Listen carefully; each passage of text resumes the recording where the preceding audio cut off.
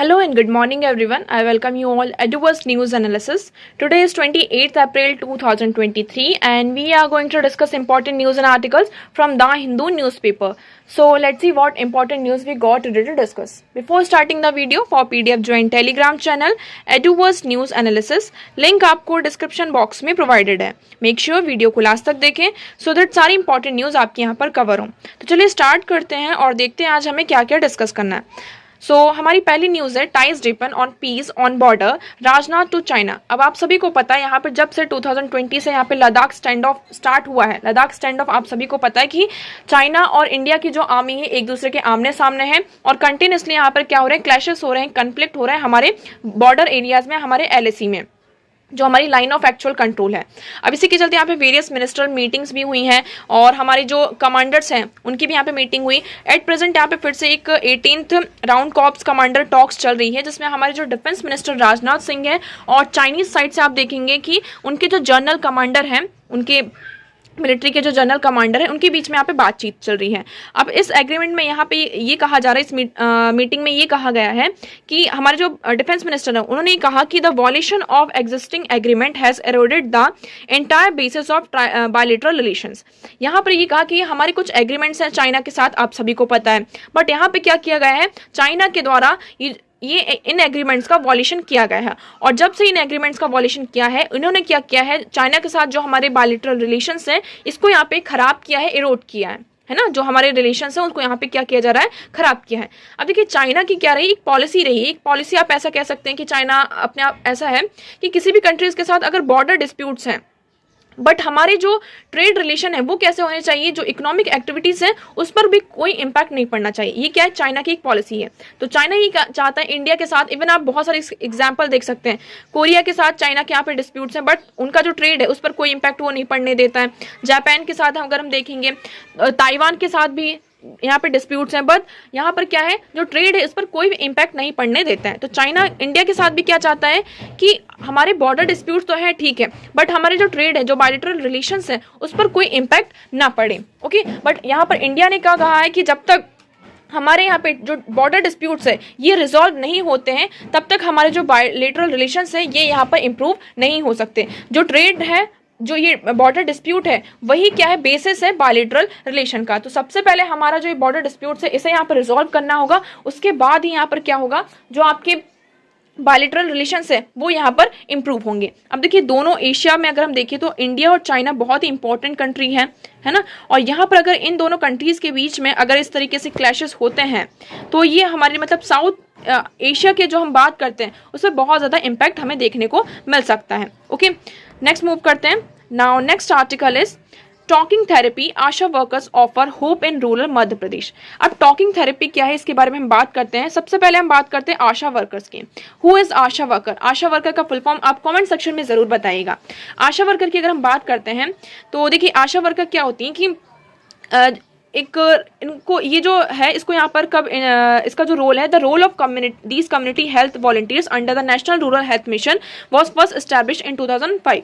2005 में यहाँ पे नेशनल रूरल हेल्थ मिशन को लेकर आया गया था कि रूरल एरियाज में यहाँ पर क्या करना है, जो हेल्थ को हमें ज़्यादा से ज़्यादा लोगों को उसके बारे में अवेयर कराना है और उसकी एक्सेस यहाँ पे प्रोवाइड करनी है. ये कब हुआ था, 2005 में. इसी के चलते यहाँ पे जो आशा वर्कर, ये जो कॉन्सेप्ट है इसको यहाँ पर लेकर आया गया. आशा वर्कर क्या करती हैं, ये विद इन द कम्युनिटी यहाँ पर कुछ वॉलंटियर्स को चूज किया जाता है. जैसे कि कोई भी ये पर्टिकुलर कम्युनिटी है, यहाँ से 1-2 पर्सन को क्या किया जाएगा, यहाँ पे चूज किया जाएगा. वो आशा वर्कर्स होंगी, वॉलंटियर्स यहाँ पर आते हैं, वो उनको यहाँ पे उनकी कुछ बेसिक स्किल्स होती हैं. मतलब कोई भी यहाँ पे जो वुमेन होती है age to 25-40 years, within the age मतलब 25 से 45 ईयर्स के बीच में जो भी वुमेन है वो यहाँ पर आशा वर्कर यहाँ पे बन सकती हैं. बस उनमें तो क्या होना चाहिए, थोड़ी थोड़ी जो बेसिक क्वालिटी है, मतलब 8th क्लास तक वो एजुकेटेड हो, जो आपको एक फॉर्मल एजुकेशन होती है वो होनी चाहिए. उसके बाद यहाँ पे गुड कम्युनिकेशन स्किल होनी चाहिए, जैसे कि आपको क्योंकि बातचीत करना है, लोगों को चीज़ों के बारे में बताना है. अब इनका रोल क्या होता है, ये विद इन द कम्युनिटी होती है, इन्हें ट्रेनिंग प्रोवाइड की जाती है. उसके बाद ये जो रूरल एरियाज में है वहाँ पर जाती हैं. तो गवर्नमेंट की जो हेल्थ केयर स्कीम्स हैं, है ना, बेनिफिट्स हैं, उनको कैसे एक्सेस करना है उसके बारे में इंफॉर्मेशन प्रोवाइड करना है, हेल्प प्रोवाइड करना किसका काम होता है, आशा वर्कर का काम होता है. सबसे ज़्यादा इसका हम देखेंगे रूरल एरियाज में. आपको सभी को पता है कि यहाँ पर हमें क्या देखने को मिलता है कि जो प्रेग्नेंट वुमेन है है ना, उनकी जो डिलीवरी होती थी कहाँ, घर में ही होती थी, जिसके कारण हमें क्या देखने को मिलता था, जो मैटरनिटी रेट था वो बहुत ज़्यादा इंक्रीज होता हुआ बढ़ रहा था। मतलब डिलीवरी के टाइम पर यहाँ पे जो मदर होती थी इनकी यहाँ पे डेथ हो जाती थी। तो इसी के चलते यहाँ पे आशा वर्कर क्या करती हैं, प्रेगनेंसी के टाइम पर क्या अवेयरनेस क्रिएट करना, मतलब कि क्या बेसिक न्यूट्रिशन होना चाहिए, क्या हाइजीन प्रैक्टिसेस होनी चाहिए, यहाँ पर जो भी विमेन यहाँ पे प्रेग्नेंट है तो उस टाइम पे जो डेली हेल्थ केयर चेकअप होना चाहिए वो प्रोवाइड करना, पोस्ट बर्थ ट्रेनिंग यहाँ पे प्रोवाइड करना कि आपकी जो प्रेगनेंसी, आप यहाँ पे डिलीवरी हो चुकी है उसके बाद यहाँ पे बच्चे को कैसे ब्रेस्ट फीडिंग करवाना है, बच्चे को क्या क्या उसके कॉम्प्लीमेंट्री न्यूट्रिशंस होने चाहिए, इसके बारे में, मतलब ये सारी चीज़ों के बारे में इन्फॉर्मेशन कौन प्रोवाइड करता है, आशा वर्कर। यहाँ पर देखेंगे ये वुमेन को काउंसल करती हैं contraceptives and sexually transmitted infection. Rural areas में आज सभी को पता है यहाँ पर बहुत ज़्यादा अवेयरनेस नहीं होती एसटीडीज़ के बारे में, जो सेक्सुअली ट्रांसमिटेड डिसीज़ होती हैं इसके बारे में यहाँ पे अवेयरनेस नहीं होती है, जिसके कारण बहुत सारी बीमारियां फैलती हैं, ये इन्फेक्शन यहाँ पे स्प्रेड होता है। कॉन्ट्रासेप्टिव्स के बारे में यहाँ पे बताना, उन्हें काउंसल करना वुमेन्स की कि इसके कॉन्ट्रासेप्टिव्स के यहाँ पे क्या क्या बेनिफिट्स हैं, क्या क्या इसके हार्म्स हैं। ओके, बच्चे को यहाँ पे ये मोटिवेट करती हैं कि बच्चे को क्या करना है, इम्यूनाइज करना है, प्रॉपर उन्हें वैक्सीन प्रोवाइड करना है हर एक चीज़ की। आप जो टीबी पेशेंट्स होते हैं उनका ऑब्जर्व में रखना, उन्हें जो डेली उन्हें क्या करना, ऑब्जर्वेशन में रखना, उन्हें मेडिसिन प्रोवाइड करना, जो हमारा नेशनल प्रोग्राम स्क्रीनिंग के थ्रू ये किया जाता है। तो ओके, तो ये हमने क्या देखा, ये आशा वर्कर का काम होता है, ये डोर टू डोर जाती हैं, घर घर जाती हैं और अवेयरनेस को यहाँ पे क्या करते हैं, यहाँ पे क्रिएट किया जाता है। तो हमने यहाँ पे आशा वर्कर के बारे में बात कर ली। अब हम देखते हैं टॉकिंग थेरेपी, ये क्या है, इसको आप एक केस स्टडी से यहाँ पे रिलेट कर सकते हैं। यहाँ पे आशा वर्कर क्या कर रही हैं, मध्य प्रदेश में जो रूरल एरियाज में टॉकिंग थेरेपी प्रोवाइड की जा रही है आशा वर्कर्स के थ्रू। कैसे, यहाँ पे आप सभी को पता है कि हम अर्बन एरियाज में तो हमें बहुत ज़्यादा थोड़ा पता है कि डिप्रेशन क्या होता है, मेंटल हेल्थ क्या होता है, ठीक है, हम इससे यहाँ पे डील कर सकते हैं और हम यहाँ पे एक्सेस भी होती है हमें बहुत ज़्यादा कि हम जो साइकेट्रिस्ट हैं उनके पास यहाँ पर जाके और मेंटल जो हेल्थ केयर थेरेपी होती है इससे यहाँ पे डील कर सकते हैं और थेरेपी हम ले लेते हैं। बट अगर हम रूरल एरिया की बात करते हैं तो लोगों को यहाँ पे सबसे पहले तो अवेयरनेस नहीं होती किसके बारे में, डिप्रेशन के बारे में, और जो मेंटल हेल्थ होती है ना, जो मेंटल हेल्थ यहाँ पे डिसऑर्डर होती है इससे यहाँ पे सफ़र करते हैं, बट उनको इसके बारे में अवेयरनेस भी नहीं होती है। बट अब यहाँ पे क्या हुआ है, गवर्नमेंट में एक MOU साइन हुआ है मध्य प्रदेश के बीच में और एक नॉन प्रॉफिट ऑर्गेनाइजेशन है संगठ, उनके बीच में यहाँ पे MOU साइन हुआ है जिसमें यहाँ पर टोटल 462 जो वर्कर्स हैं उनको, वॉलंटियर्स हैं, उनको यहाँ पर ट्रेनिंग प्रोवाइड की जाएगी, जिसमें यहाँ पर जो 18,000 जो पीपल हैं, इसमें अभी आइडेंटिफाई किया गया कि 18,000 पीपल हैं जो यहाँ पे रूरल एरियाज में, आपको यहाँ पे कहा रूरल एरिया की बात की जा रही है, वहाँ पे जो विमेन है, स्पेशली विमेन के बारे में कि वो जो डिप्रेशन से यहाँ पे डील करती हैं उनसे यहाँ पे क्या किया जाएगा, उन्हें यहाँ पे ये टॉकिंग थेरेपी प्रोवाइड की जाएगी, मतलब बातचीत के थ्रू यहाँ पर क्या कर रहे हैं, उन्हें थेरेपी प्रोवाइड कर रहे हैं। आप यहाँ पे देखिए एक केस बताया गया है किसका, एक 17 ईयर ओल्ड गर्ल का यहाँ पे केस बताया गया कि जब वो 17 ईयर ओल्ड की थी उसके यहाँ पे शादी कर दी गई, शादी के बाद फिर वो कुछ महीनों बाद ही वो क्या होगी, प्रेग्नेंट हो गई। उसके बाद धीरे धीरे क्या देखने को मिला कि उसका जो बिहेवियर था उसमें यहाँ पे चेंजेस आने लगे, उसके इन-लॉज भी इतने अच्छे नहीं थे और वो सिर्फ एक रूम में उसको यहाँ पे बंद कर दिया गया, एक तरीके से ऐसा कर सकते थे, पूरी फैमिली एक रूम में रहती थी, वहाँ पे ना तो कुछ फ्रेश एयर मिलता था, सारी चीजें अवॉइडेड थी, जिसके कारण धीरे धीरे ये देखने को मिला कि वो जो लड़की थी वो डिप्रेशन में चली गई। डिप्रेशन में मतलब ना अच्छे से खाना पीना, किसी से बातचीत नहीं करना और किसी से बात नहीं करना, खाना पीना ना, तो वो मतलब ये सारे क्या है, साइन है डिप्रेशन के, तो ये हमें उसमें देखने को मिले। फिर धीरे धीरे यहाँ पे जो आशा वर्कर्स थी वहाँ पे उनके गई, उन्होंने टॉकिंग थेरेपी, मतलब हम यहाँ पे कोई उन्हें ट्रीटमेंट ऐसा प्रोवाइड नहीं करी कि आप ये मेडिसिन लीजिए, ये सारी चीज़ें की। टॉकिंग थेरेपी मतलब कभी कभी क्या होता है कि लोगों के अंदर इतना ज़्यादा बहुत सारी जो चीज़ें होती है हमारे अंदर ही रह जाती है, हम उसको यहाँ पे बाहर नहीं निकाल पाते, हमारे पास कोई ऐसा पर्सन नहीं होता है जिससे हम हमारे मन की बात यहाँ पर कह पाएं। तो धीरे धीरे जब वो सारी चीज़ें हमारे माइंड में रहती हैं तो हम यहाँ पे क्या चले जाते हैं, डिप्रेशन में चले जाते हैं, और जिसके कारण हमें यहाँ पे मेंटल हेल्थ है ना, इससे यहाँ पे क्या करना होता है, डील करना पड़ता है। अब देखिए इसके वेरियस रीज़न हो सकते हैं, क्या क्या रीज़न हो सकते हैं, स्पेशली हम रूरल एरिया की बात करते हैं तो सबसे पहला रीज़न क्या हो सकता है, डाउरी, कि रूरल एरियाज में यहाँ पे जो गर्ल्स होती हैं उनको डाउरी से बहुत ज़्यादा क्या करना पड़ता है, यहाँ पे उनको फेस करना पड़ता है, डाउरी जैसे सिचुएशन हो जाती है। सेकंड अगर हम बात करते हैं कि हस्बैंड अगर अल्कोहलिक है, जो मेन है वो लिकर को यहाँ पे क्या करता है, उसका कंजप्शन करता है, तो इस केस में भी उन पर असर पड़ता है। थर्ड अगर हम बात करते हैं क्या, डोमेस्टिक वायलेंस। फोर्थ अगर हम बात करते हैं उनको चीज़ों की एक्सेस नहीं मिल पाती है ना, उनको क्या होता है, चीज़ों की एक्सेस नहीं मिल पाती। तो इस और एक्सेस इन द सेंस कि आप ऐसे कर सकते हैं, जो हमारी कुछ पर्सनल डिसीज होती हैं, कुछ पर्सनल प्रॉब्लम्स होती हैं, कुछ ऐसी चीज़ें होती हैं जो हम किसी और के साथ शेयर नहीं कर पाते हैं। जब शेयर नहीं कर पाते तो हम उससे अपने आप से खुद से डील करते हैं। तो इस केस में यहाँ पे क्या होता है, हमें यहाँ पे डिप्रेशन, ये मेंटल हेल्थ की जो प्रॉब्लम है वो सामने दिखाई देती है। अब देखिए यहाँ पे एक सर्वे हुआ था, नेशनल मेंटल हेल्थ सर्वे 2015-16 में इसको यहाँ पे स्टार्ट किया गया था। उसमें ये पाया गया था कि इंडिया में बहुत से ज़्यादा 1 in 8, अगर यहाँ पे 10 लोग हैं उसमें से यहाँ पे 2 से 3 लोग यहाँ पे क्या है, डिप्रेशन जो मेंटल हेल्थ है उससे यहाँ पे, जो मेंटल हेल्थ डिसऑर्डर है उससे यहाँ पे सफर करते हैं। अगर हम ओवरऑल देखें तो जो 83% ऑफ जो इंडियंस हैं जो यहाँ पे मेंटल हेल्थ डिसऑर्डर से यहाँ पे सफर करते हैं, उनको यहाँ पे कोई भी ट्रीटमेंट और जो हेल्प है उनको यहाँ पे नहीं मिलती है। ओके अगर हम इंडिया की बात करते हैं तो ओवर 1 लाख ऑफ पेशेंट, यहाँ पे जो 1 लाख पेशेंट्स है उसमें से सिर्फ एक ही साइकेट्रिस्ट उनको यहाँ पे मिलता है। मतलब एक साइकेट्रिस्ट 1 लाख जो पेशेंट्स है उनसे यहाँ पे डील कर रहा है। तो ये जो साइकेट्रिस्ट का नंबर है वो भी क्या है, बहुत ज़्यादा कम है। तो उस टाइम पर आप देख सकते हैं कि आशा वर्कर जो है ये बहुत ही इंपॉर्टेंट रोल प्ले कर रही हैं। जो टॉकिंग थेरेपी प्रोवाइड की जा रही है उनके थ्रू, ये बहुत ही इंपॉर्टेंट रोल प्ले कर सकती है, क्योंकि अर्बन एरिया में एनी हाउ हम कैसे भी करके ठीक है चीज़ों से डील कर सकते हैं। हमें एटलीस्ट अवेयरनेस तो है उस चीज़ के बारे में कि डिप्रेशन क्या है, मेंटल हेल्थ क्या है। बट रूरल एरिया में उस चीज़ के बारे में पहली बात तो अवेयरनेस ही नहीं है, और फिर वुमेन बहुत ज़्यादा, उनको चीज़ों को फिर एक्सेस नहीं मिल पाती है, और एक्सेस नहीं मिल पाने के कारण हम क्या देखते हैं कि वो खुद से ही इस चीज़ से डील करती रहती हैं। तो यहाँ पर इसको हम क्या कर सकते हैं, देखिए ये तो सिर्फ मध्य प्रदेश में किया जा रहा है, हम इसको पैन इंडिया में भी क्या कर सकते हैं, इंप्लीमेंट किया जा सकता है। अब देखिए आशा वर्कर को यहाँ पे सिर्फ एज अ वॉलंटियर कंसिडर किया जाता है, वर्कर कंसिडर नहीं किया जाता। तो इनको जो इंसेंटिव मिलते हैं वो बहुत ही ज़्यादा क्या होते हैं, कम होते हैं। तो यहाँ पर क्या कर सकते हैं, इनको जो इंसेंटिव प्रोवाइड किया जाता है, एक तरीके से आप सैलरी कह सकते हैं, उसको हम इंक्रीज कर सकते हैं। इससे क्या होगा, उनको भी एक मोटिवेशन मिलेगा, क्योंकि आप देखिए उनका जो काम है वो इतना इजी नहीं है। किसी को आप यहाँ पे टॉकिंग थेरेपी प्रोवाइड कर रहे हैं, थेरेपी प्रोवाइड कर रहे हैं, वहाँ पे 5 से 6 घर आपको जाना पड़ रहा है, मूव करना पड़ रहा है। तो यहाँ पे ये चीज़ बहुत ज़्यादा आप कह सकते हैं कि इंपॉर्टेंट रोल प्ले करता है कि वो क्या रहे, मोटिवेटेड रहें। तो उनके इंसेंटिव हम प्रोवाइड कर सकते हैं, उनको जो बेनिफिट्स हैं, सिक्योरिटी यहाँ पे प्रोवाइड की जा सकती है। अब देखिए ये विद इन द कम्युनिटी होती हैं। अब देखिए कोई यहाँ पे पर्टिकुलर एरिया है, ये विद इन द कम्युनिटी यहाँ पे पर्सन होता है, तो वो क्या करता है, उसको उस चीज़ के बारे में ज़्यादा पता है कि उसकी कम्युनिटी में कैसे लोग रहते हैं, उनका ट्रेडिशन कैसा है, उनका कल्चर कैसा है, उनकी इथनिसिटी कैसी है, वहाँ की आइडियोलॉजी कैसी है, तो वहाँ पर लोगों को उससे कैसे डील करना है, तो वो बहुत अच्छे तरीके से जानते हैं। तो देखिए टॉकिंग थेरेपी ये सिर्फ अभी मध्य प्रदेश में अभी चल रहा है, हम इसको यहाँ पर इससे इंस्पिरेशन लेकर इसको पैन इंडिया बेसिस पे क्या कर सकते हैं, इम्प्लीमेंट कर सकते हैं। ओके तो आई होप आपको ये पूरा क्लियर होगा। नाउ नेक्स्ट मूव करते हैं। Next article is not by Vande Bharat alone.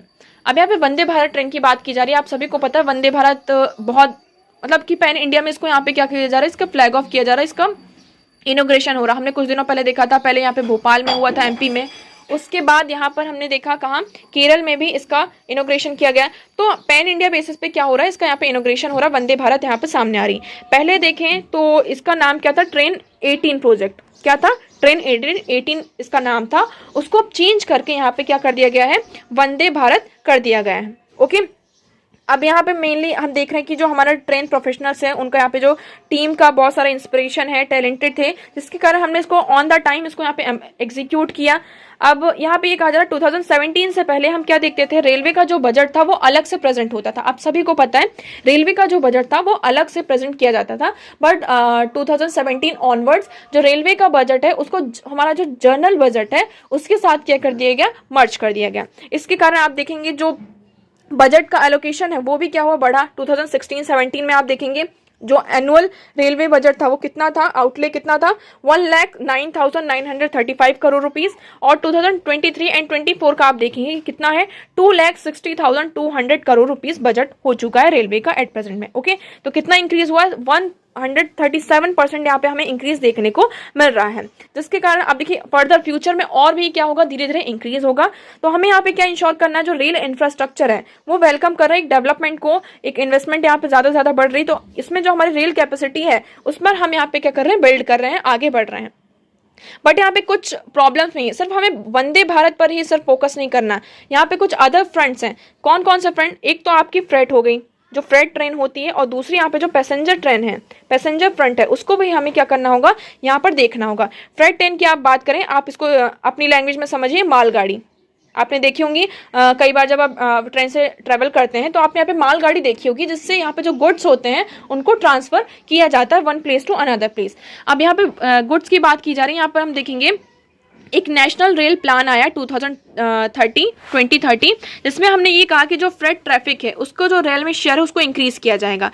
Rail traffic को आप क्या करेंगे, यहाँ पे इंक्रीज करेंगे। मतलब कि अभी हम देखते हैं कि इंडिया में जो ट्रक्स हैं इनका बहुत ज़्यादा यूज़ किया जाता है। ट्रक्स का यूज़ किया जाता है किसमें, गुड्स एंड सर्विसेज, ये जो माल होता है उसको यहाँ पे ट्रांसफर करने के लिए। ओके अब यहाँ पे इसके कारण होता है, अगर हम ट्रक की बात करते हैं तो देखिए इसकी बहुत सारे हमें इम्पैक्ट देखने को मिलते हैं, इसके हमें नुकसान देखने को मिलते हैं। कैसा कैसा, पहले अगर हम देखें तो ये टाइम कंज्यूमिंग होता है ना, ट्रक को यहाँ पे ट्रेवल करने में टाइम कंज्यूमिंग होता है। दूसरा यहाँ पे ये बहुत ज़्यादा कॉस्टली भी हमें पड़ता है। थर्ड अगर हम बात करते हैं इससे पॉल्यूशन भी होता है। ठीक है, फोर्थ अगर हम बात करते हैं जो रोड हो जाती है वो बहुत ज़्यादा, जो हाईवेज हो जाते हैं बहुत ज़्यादा बिजी हो जाते हैं। ठीक है, तो हमें जो अदर यहाँ पे व्हीकल्स होती है उनको एक्सेस यहाँ पर कम मिलती है।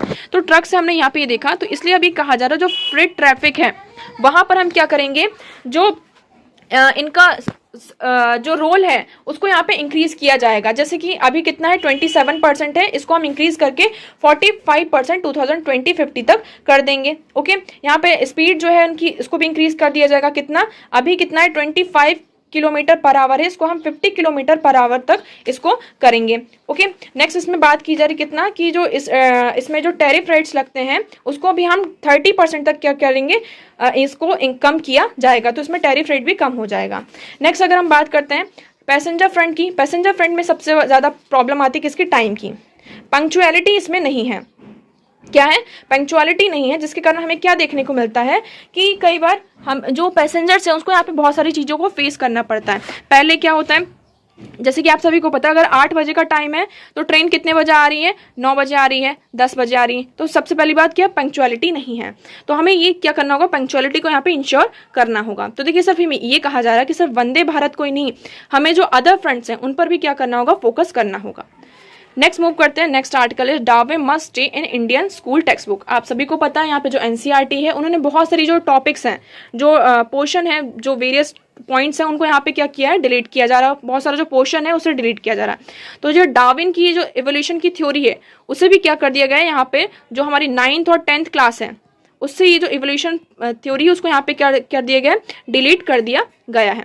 अब यहाँ पे ये बात की जा रही है कि जो डार्विन की थ्योरी है इसको यहाँ पर इंडियन टेक्स्ट बुक्स में इसको क्या करना चाहिए, रहना चाहिए।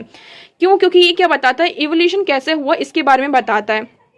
ठीक है, यहाँ पे जो सर्वाइवल ऑफ फिटेस्ट है उसके बारे में यहाँ पे बताता है, सर्वाइवल ऑफ फिटेस्ट किस तरीके से। यहाँ पे जैसे कि हम यहाँ पे देखते हैं, इन्होंने इसको लिंक किया था किससे, जो चार्ल्स लाइन्स की प्रिंसिपल ऑफ जियोलॉजी है, जिसमें उन्होंने ग्लेशियर्स के बारे में स्टडी की थी, वैल्कोनेस के बारे में, फॉसिल फ्यूल्स हैं, इसके बारे में यहाँ पे जैसे कि जो मिनट चेंजेस होते हैं और मिनट चेंजेस एक्यूमुलेट होकर over the period of time ये बहुत बड़ा क्या करते हैं, एक बड़ा सा चेंज बनते हैं। उसी तरीके से यहाँ पे जो एट प्रेजेंट हम ह्यूमन स्पीशीज देख रहे हैं उनमें भी यहाँ पे क्या हुआ, सर्टेन चेंजेस हुए हैं, मिनट चेंजेस हुए हैं, और over the period of time ये चेंजेस क्या हुए, एक्यूमुलेट होकर आज के टाइम पे जो हमारे प्रेजेंट स्पीशीज है वो हमें यहाँ पे नजर आते हैं। ओके, तो इसलिए यहाँ पे ये कहा कि जो डार्विन की थ्योरी बहुत कुछ हमें सिखाती है, तो इसलिए इसको यहाँ पे इंडियन टेक्स्ट बुक में यहाँ पर रहना चाहिए। ओके, नेक्स्ट मूव करते हैं, next article is should India consider facing out nuclear power. अब यहाँ पे बात की जा रही है कि क्या इंडिया को न्यूक्लियर पावर इसको यहाँ पे फेस आउट करना चाहिए। हमने यहाँ पे वेरियस कंट्रीज को देख रहे हैं, जर्मनी को देखा तो उन्होंने लास्ट ईयर ही क्या किया था, जो न्यूक्लियर पावर प्लांट्स उसको पूरी तरीके से शट डाउन कर दिया।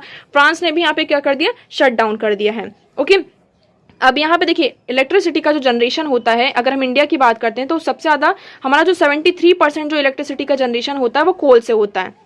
किससे होता है, कोल से होता है। ओके, और इससे यहाँ पे क्या होता है, ग्रीन हाउस गैसेस का एमिशन होता है, कार्बन एमिशन होता है। हमने यहाँ पे सोचा क्या हमें क्या करना है, इसके अल्टरनेटिव्स लेकर आने हैं।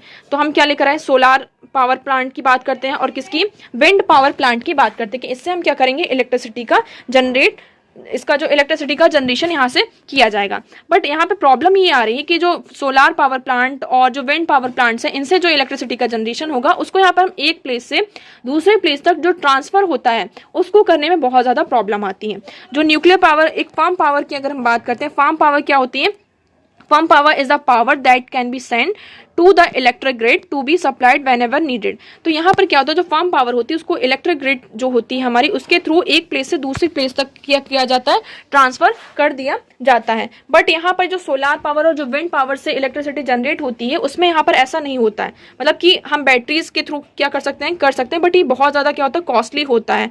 और डेवलपिंग कंट्रीज, मतलब कि जो अभी डेवलपिंग कंट्रीज हैं वो इतना ज़्यादा यहाँ पे उसको मतलब कि अफोर्ड नहीं कर सकती हैं. तो यहाँ पे बस ये बात की जा रही है कि इसका अगर हम एक अल्टरनेटिव देखें तो न्यूक्लियर पावर होता है.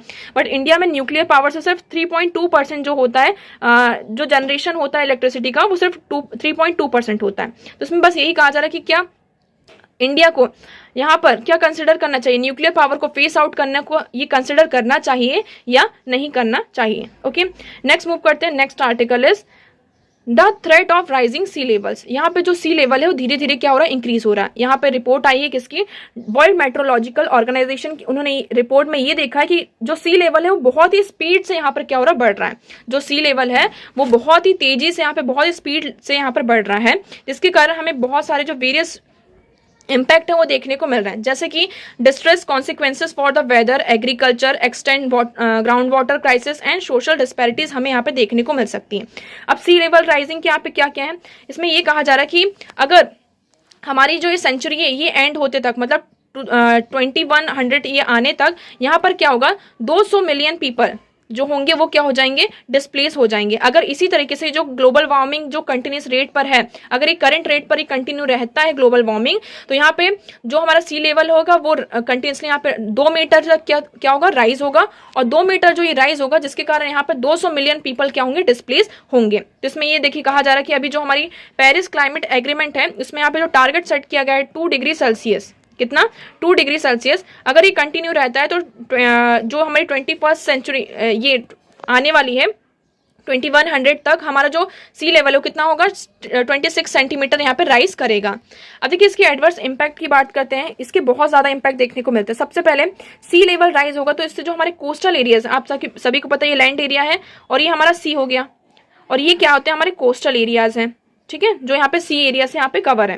तो इन एरिया ये क्या होंगे, सबमर्ज होंगे. तो यहाँ पे जो लोकल कम्युनिटी है वो क्या करेंगी, माइग्रेट करेंगी. सबसे पहला इशू क्या होगा, हमारा माइग्रेशन का आएगा, कोस्टल एरिया होगा, यहाँ पे लोगों का क्या होगा, डिस्प्लेसमेंट होगा.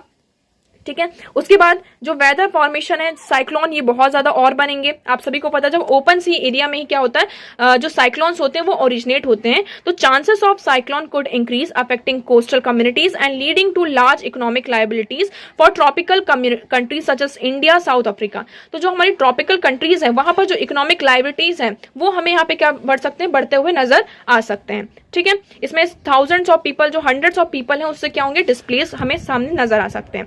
यहाँ पर धीरे धीरे क्या होगा, जो हमारा ग्राउंड वाटर है वो ज्यादा यहाँ पे सी लेवल राइज होगा, तो ग्राउंड वाटर जो हमारा है वो भी क्या होगा, धीरे धीरे यहाँ पे सलाइन होता और ज्यादा सलाइन होते हुए नजर आएगा. इसका सोसाइटी पर हमारे क्या इंपैक्ट पड़ता है, हाँ तो सोसाइटी पर भी हमारा इंपैक्ट होगा. क्या इंपैक्ट होगा, आप सभी को पता है कि सुंदर एग्जाम्पल दिया गया है किसका, सुंदरबन डेल्टा का, जो वेस्ट बंगाल में है. आप सभी को पता है वर्ल्ड का लार्जेस्ट मैनग्रोव एरिया है. अब यहाँ पे क्या हो रहा है, कोस्टल इरोजन हो रहा है due to loss of land and sediment from coastal areas have left more island submerge under water. यहाँ पर जो सी लेवल राइज हो रहा है इसके कारण जो बहुत सारा जो कोस्टल एरिया है वो अंडर वाटर यहाँ पे सबमर्ज हो रहा है, जिससे यहाँ पे जो लोकल कम्युनिटीज हैं वो माइग्रेट होने के लिए यहाँ पे फोर्स्ड हुए हैं, है ना, उनको माइग्रेशन यहाँ पे करना पड़ रहा है. धीरे धीरे यहाँ पे जो इकोनॉमिक एक्टिविटीज है कोस्टल इकोसिस्टम है वो भी यहाँ पे इंटरेक्ट हो रहा है, वो भी अफेक्ट हो रहा है. अब यहाँ पे धीरे धीरे लोग माइग्रेट कर रहे हैं. तो यहाँ पर देखिए माइग्रेशन से सिर्फ जहाँ से माइग्रेट हो रहे हैं और जहाँ पर माइग्रेट हो रहे हैं दोनों एरियाज पर क्या होता है, इसका इम्पैक्ट पड़ता है. अब यहाँ पर रिसोर्सेज इतने ज़्यादा अबेंडेंट है या नहीं कि वो जो लोग माइग्रेट होकर आए हैं उन्हें पूरे जो बेनिफिट्स है उस चीज का मिलेगा या नहीं. आप यहाँ पे देखेंगे, यहाँ पर एक डॉक्यूमेंट आया था जिसमें ये बताया था कि ये जो जब से ये माइग्रेशन हो रहा है इसमें यहाँ पे जो चाइल्ड ट्रैफिकिंग है सुंदरबन एरियाज में वो बहुत ज्यादा क्या हो रही है, इंक्रीज हो रही है. तो देखिए जो सी लेवल राइज है उसका हमें इम्पैक्ट हमारी सोसाइटी के साथ साथ हमारे वेदर में, हमारे एग्रीकल्चर में, हर जगह हमें इसका जो इम्पैक्ट है वो देखने को मिल रहा है. ओके, तो आई होप आपको ये पूरा क्लियर होगा. तो आज इतने ही आर्टिकल इंपॉर्टेंट थे, हमने सारे आर्टिकल यहाँ पे डिस्कस कर लिए. आई होप आपको यहाँ पे सारी चीजें क्लियर होंगी. अगर आपको कोई भी डाउट है तो आप कमेंट सेक्शन में हमसे पूछ सकते हैं. पीडीएफ के लिए आप ज्वाइन करिए Telegram channel Eduverse news analysis, link आपको डिस्क्रिप्शन बॉक्स में प्रोवाइडेड है. So that's for all today. Thank you so much for discussion.